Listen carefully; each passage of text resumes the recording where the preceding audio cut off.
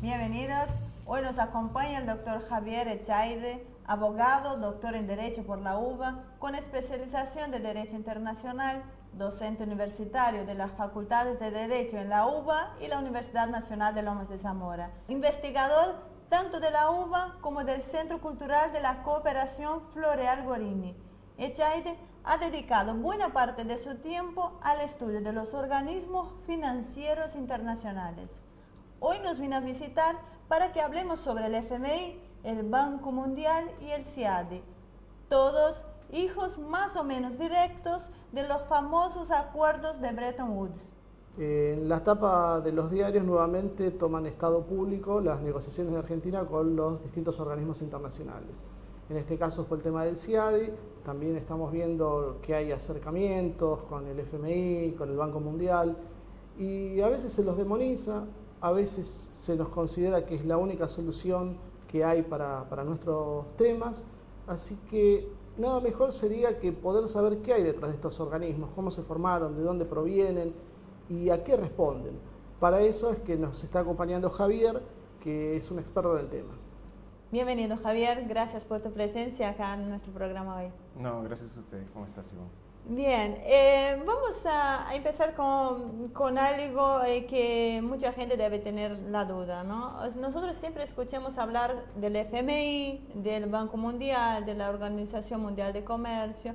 ¿Quiénes son en realidad y de dónde vienen estos organismos? Bueno, el Fondo Monetario Internacional y el Banco Mundial, lo que se conoce como el Banco Mundial, son instituciones creadas a mediados, fines de los 40, o sea, con las instituciones de Bretton Woods. Bretton Woods fue una conferencia internacional cuyo objetivo básicamente fue organizar lo que sería el sistema financiero internacional de la posguerra, a partir de la Segunda Guerra Mundial en adelante.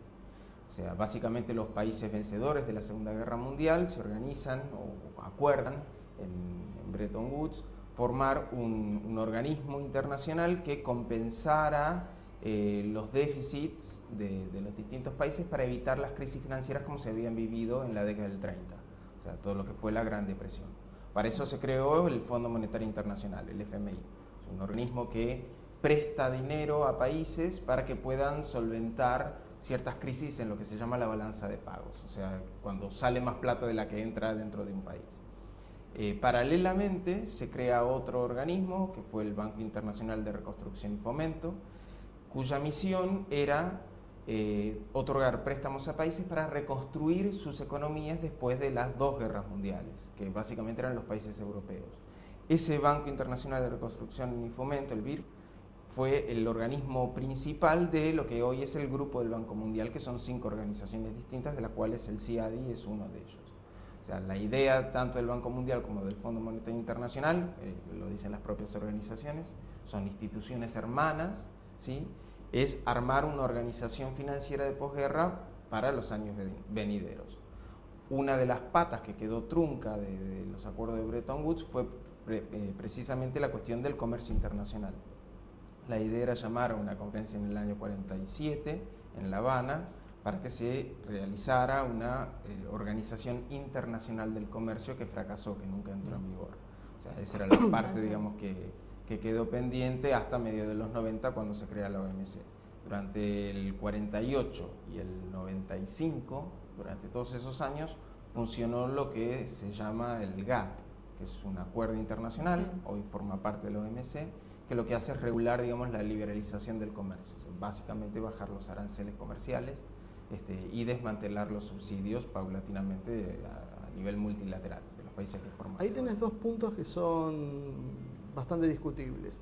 Primero, esa actitud de promover la baja de aranceles que a veces no termina de aplicarse de una forma homogénea, sino que algunos productos, por ejemplo los industriales que responden a los países centrales, son considerados de una forma distinta a lo que son los productos, las materias primas que producimos nosotros. Y lo otro que te quería preguntar era, no parecen ser organizaciones muy democráticas desde el punto de vista que cada país no tiene un voto, tiene una cuota. Explica un poquito cómo es este tema. Bueno, o sea, forman parte, digamos, de los pecados originales de creación, digamos. O sea, tanto el Fondo Monetario como el Banco Mundial, la forma en que toman las decisiones tienen más que ver con lo que es un organismo privado, digamos una empresa, pues la lógica de acuerdo es más o menos así, y no un organismo internacional como es lo que son, o sea, que son organismos públicos. O sea, si uno ve, qué sé yo, el funcionamiento de Naciones Unidas, si se quiere, de la Asamblea General, que es el órgano más democrático que tiene Naciones Unidas, cada país, digamos, cada estado tiene un miembro y en igualdad de condiciones. Sí.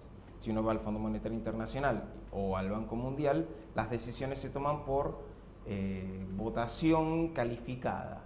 Esto quiere decir, cada país vota, pero ese voto pesa en tanto y en cuanto la cantidad de acciones que tenga dentro del organismo. O sea, cuanto más aporta económicamente ese organismo, más peso tiene ese voto. En el caso particular, digamos, el país que más paga para los organismos financieros internacionales es Estados Unidos. ¿Cuánto es esa cifra? Depende de, o sea, es aproximadamente el 25% de la cuota.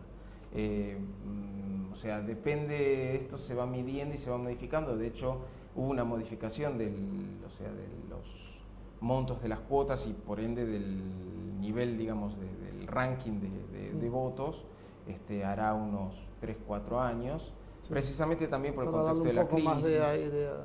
Sí, aparte también porque hay, digamos, placas que se mueven por debajo de los organismos. O sea, el ascenso de China, por ejemplo, modifica no solamente las cuestiones materiales, sino que también de a poco eso tiene que tener un correlato a nivel institucional. Claro, eso es lo que iba a preguntar, que como un voto, una cuota no representa un voto, ¿qué pasa con estos países, con China, con Brasil, con India, que claro, vienen creciendo y no están justamente representados ahí dentro? Bueno, si uno ve los votos, cómo fueron modificándose en el antes y en el después, o sea, esos países fueron beneficiados, sobre todo China, el más beneficiado, que, o sea, con la modificación, digamos, de las cuotas, accede a un control, digamos, mayor dentro del Fondo Monetario y del Banco Mundial. Pero igual sigue lejos del control. Pero sigue siendo menor, o sea, creo que China es el tercero, si no recuerdo mal. ¿Tendría la libertad, si quiere, de hacer aportes mayores y tener un porcentaje como Estados Unidos? Aportes mayores puede hacer, de hecho Argentina lo hizo, o sea, hace unos años el actual gobierno decidió incrementar su aporte a los organismos financieros internacionales, pero eso no le modifica la cuota. Claro, ese es entonces, el tema. ¿cuál es el sentido de aumentar el aporte si no vas a modificar la cuota? Son lecturas, o sea, son lecturas económicas y políticas. O sea, algunas lecturas pueden llegar a decir que, o sea, tener un mayor control significa también hacer un mayor aporte para que eso, o sea, se vea reflejada la presencia de ese país dentro del organismo, o sea, el compromiso que tiene ese país con el organismo. Otra lectura puede ser, bueno, o sea, depende de la relación de coyuntura en el momento, o sea, cuáles son los favores que se quiere sacar del organismo internacional, es esta relación de tira y afloje que también muchas veces se ve, incluso también en el caso argentino. O sea, es claramente un tema político, sí, porque a veces desde la economía más ortodoxa se presenta como que esto fuese una ciencia donde corresponde directamente a la importancia de cada país, y por lo que me está reflejando es absolutamente diferente. Lo que pasa es que también, o sea, estas importancias obedecen a momentos históricos, o sea, no es tan científico, digamos, si lo queremos poner en esos términos. No son ciencias duras, la política internacional no es una ciencia dura. Y la economía no lo es. Tampoco, pero obviamente embargo, es una ciencia social. Claro. Entonces, pero sin embargo, cuando se te presentan las recetas económicas, parece que hay cosas como, por ejemplo, el déficit, la cantidad de reservas, por ejemplo, están atadas al valor del tipo de cambio. Y no sé si están así. O el déficit fiscal o la cantidad de dinero circulante te va a dar la variación de precios. Y tampoco funciona de esa manera. No, es cierto. O sea, a ver, primero no hay ciencia perfecta, menos si hablamos de las ciencias sociales. Y hay que recordar siempre que la economía es una ciencia social, por más de que mucha gente se haya olvidado de eso. Sí. O sea, lo que trata de estudiar y regular son los comportamientos humanos, ¿sí? Dentro del intercambio de bienes, de servicios. Entonces, en ese sentido, o sea, 1 más 1 puede dar 2 en algunas cosas, pero en lo que es política es muy difícil hacer esa lectura. Estábamos hablando fuera de cámara, me estabas contando de tu experiencia en Hong Kong en el 2005. Sí. Estos organismos suelen mostrarse muy secretos, muy cerrados. ¿Qué me podés contar de lo que vos viviste allá? Bueno, yo participé dentro de las organizaciones de la sociedad civil en 2 conferencias ministeriales, una en Hong Kong en el 2005 y otra en el 2009 en Ginebra. Fueron ministeriales, o sea, convengamos que la conferencia ministerial es como si fuera la asamblea de la OMC, de la Organización Mundial del Comercio. Ahí participan todos los países miembros. Hoy estamos hablando de 159 países y dentro de poco va a haber una ministerial nueva en Bali, en Indonesia, que se va a incorporar Yemen, así que van a ser 160 países. Es un número muy importante. Pero hay como un doble discurso. O sea, los organismos se presentan como organismos públicos, abiertos, democráticos, deliberativos, pero los funcionamientos de fondo a veces son muy cerrados. Uno lo que yo pude vivir, por lo menos en Hong Kong, fue esto. O sea, básicamente lo que hubo fueron 2 sesiones plenarias, ¿sí?, todos los miembros, una abriendo la conferencia ministerial y la otra cerrando la conferencia ministerial con un montón de acuerdos, ¿sí?, un montón de papeles ya consensuados. Y uno se preguntaba de afuera dónde fue que se armó todo ese consenso en menos de una semana, cuando no hubo sesiones intermedias. Todos esos acuerdos y esos consensos se negocian y se cierran tras bambalinas, claro. ¿sí? O sea, en reuniones cerradas, en reuniones secretas, que es lo que se llaman las reuniones de sala verde, o sea, los green rooms. Pero previas a estas convenciones. Pueden ser previas o pueden ser durante. Sí, seguramente ya se vienen charlando antes y se terminan de cerrar Claro, ahí. Sí, no las es... negociaciones en la OMC son permanentes. O sea, la OMC está cita en Ginebra, la conferencia del 2009 fue en la sede de la OMC, por eso, o sea, fue totalmente distinta también, por las propias características de la ministerial. O sea, la del 2005 hubo negociaciones que tenían que cerrarse, la del 2009 fue más un maquillaje de lo que fue la conferencia ministerial. Digamos, para contextualizar, digamos, en el mediano largo plazo, la actual ronda de negociaciones en la OMC es la ronda de Doha, ¿sí? Se llama así, nació en Doha en el 2001. Es la ronda de negociaciones más larga en la historia del sistema de libre comercio, o sea, desde el GATT, o sea, desde el 48 para acá. O sea, venimos ya con 11 años de negociaciones. En Doha se abrió, digamos, este periodo de nuevas negociaciones que son permanentes, ¿sí? Pero los acuerdos parciales que se acceden, digamos, que se van logrando, se cierran en las conferencias ministeriales, que por estatuto de la OMC se tienen que hacer aproximadamente cada 2 años.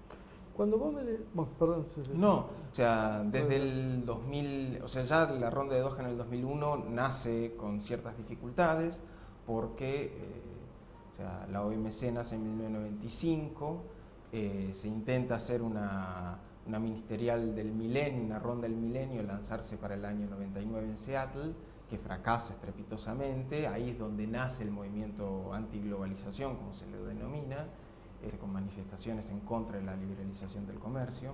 Es cuando este tema se incorpora, digamos, en la agenda de muchas organizaciones sociales, o sea, se hace más público, se incorpora en la agenda de los sindicatos a nivel internacional, de los movimientos campesinos. Fracasado ese lanzamiento, en 2001, en Doha, que es una monarquía, una de las poquísimas monarquías absolutistas en el planeta, un país muy chiquito, donde no se permiten hacer manifestaciones, ahí se lanzó, luego del atentado de las Torres Gemelas, que también sirve, digamos, como contexto, claro. Ahí se lanzó la ronda de Doha precisamente para un nuevo periodo de liberalización comercial. Pero no ha tenido demasiados avances políticamente hablando. En 2003 se hizo una nueva conferencia en Cancún, en México. Ahí hubo una fuerte, digamos, un fuerte choque entre los países desarrollados y los países en desarrollo, que los países en desarrollo dudaban de los beneficios de la liberalización comercial así abiertamente.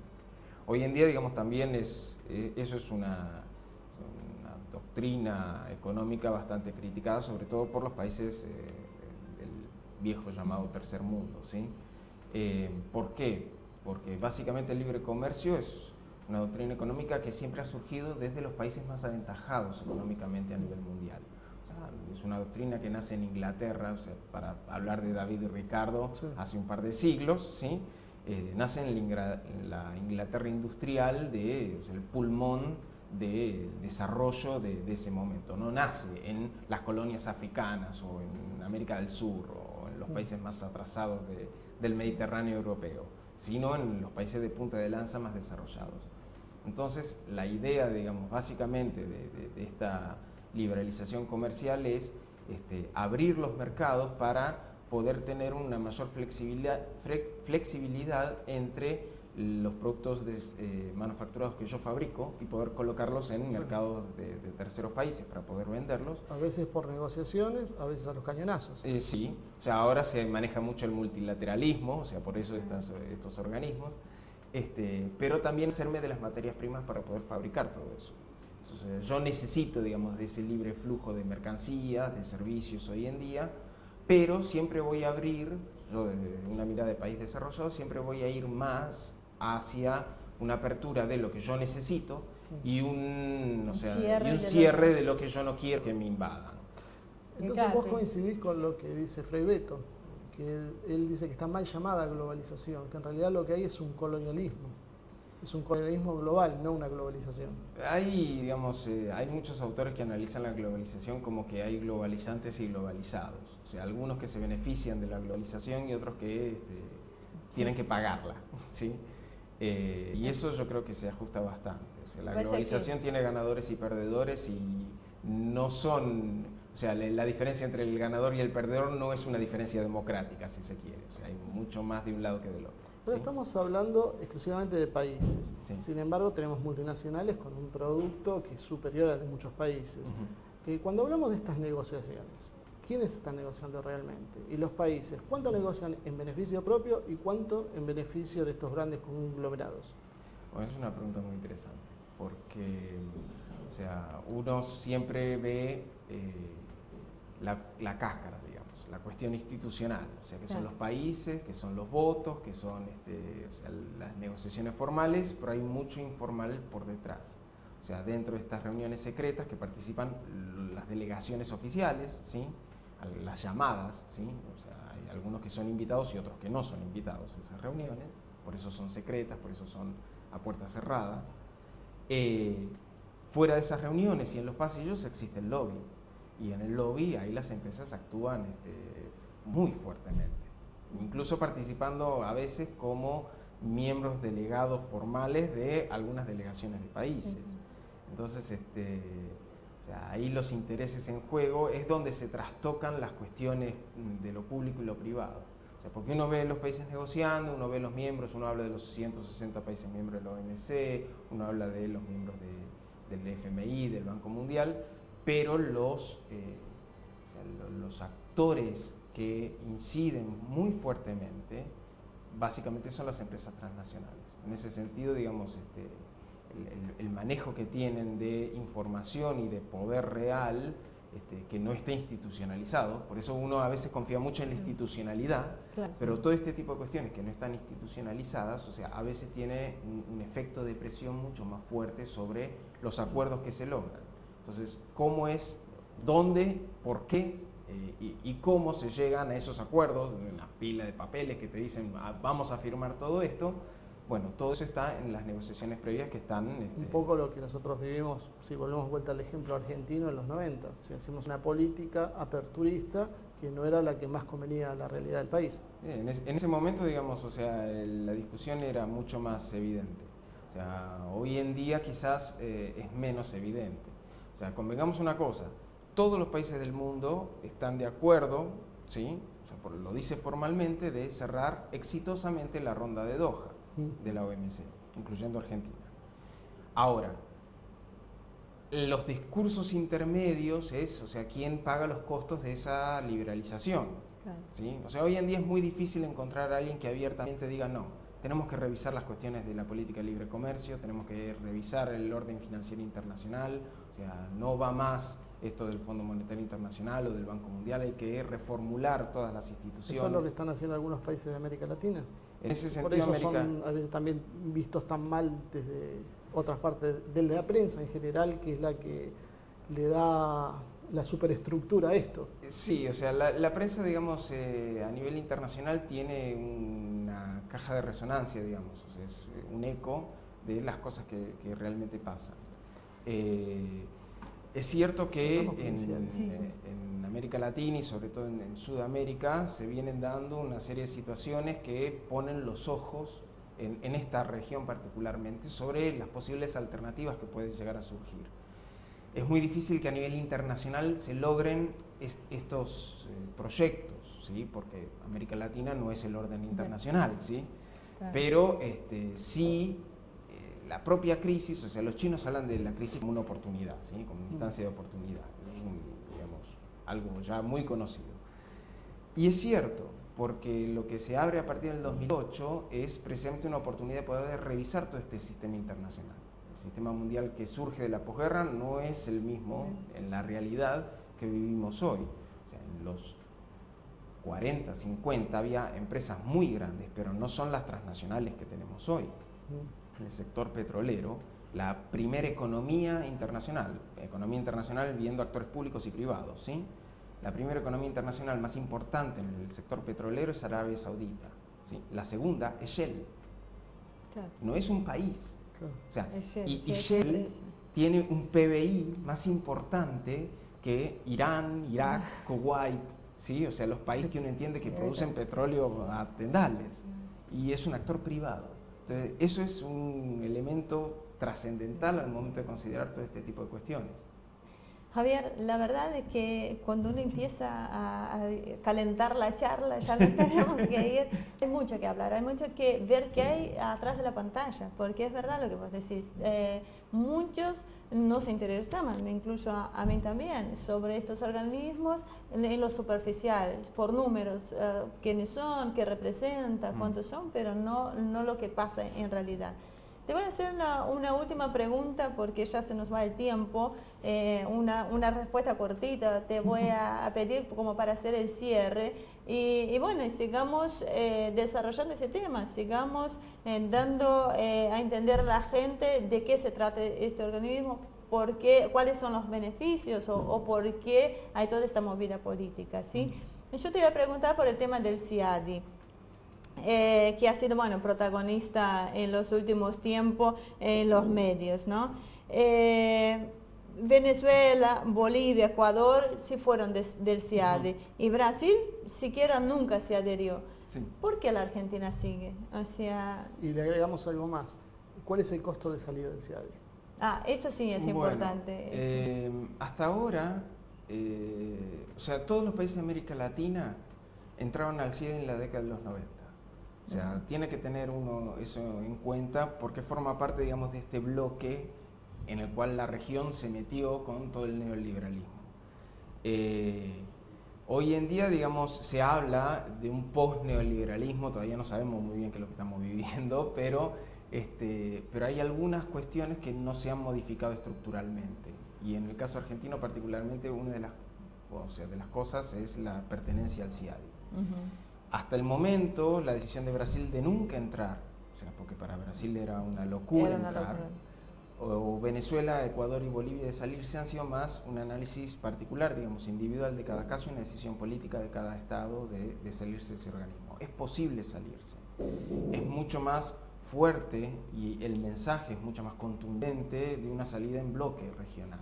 Argentina es el país más afectado en el mundo dentro del CIADI porque es el que más demandas tiene. Aparte, eso fue una herencia de las privatizaciones, o sea, con la crisis del 2001. Bueno, fue la época que yo llegué a la Argentina. Claro. Yo llegué en el 89. Llegaste en un momento, digamos, un momento justito y viví todo ese proceso. La otra cosa curiosa es que prácticamente no ganan nunca los países y que solo pueden demandar las empresas. Eso es cierto, o sea, de 234 juicios a nivel mundial, o 200, hay 232 que habían ganado las empresas y 2 eran que ganaron de Estados Unidos. Así que... Claro, o sea, este es un caso, digamos, como decíamos recién, la cuestión del CIADI es un ejemplo de cómo se puede observar un traslado, digamos, un traspaso de los fondos públicos a manos privadas. O sea, son las empresas privadas las que demandan a los Estados miembros, son los Estados miembros que pagan con fondos públicos, que son los impuestos de todos los habitantes que están en el país y que van a manos privadas. Y han como constituido una justicia empresarial, porque no está atenta al derecho internacional. Eso es algo problemático, porque son organismos internacionales y en tanto tales obedecen o deberían obedecer a lo que es el derecho internacional. Pero es cierto con estas cuestiones, digamos, paralelas que son el funcionamiento de los mecanismos reales. Claro.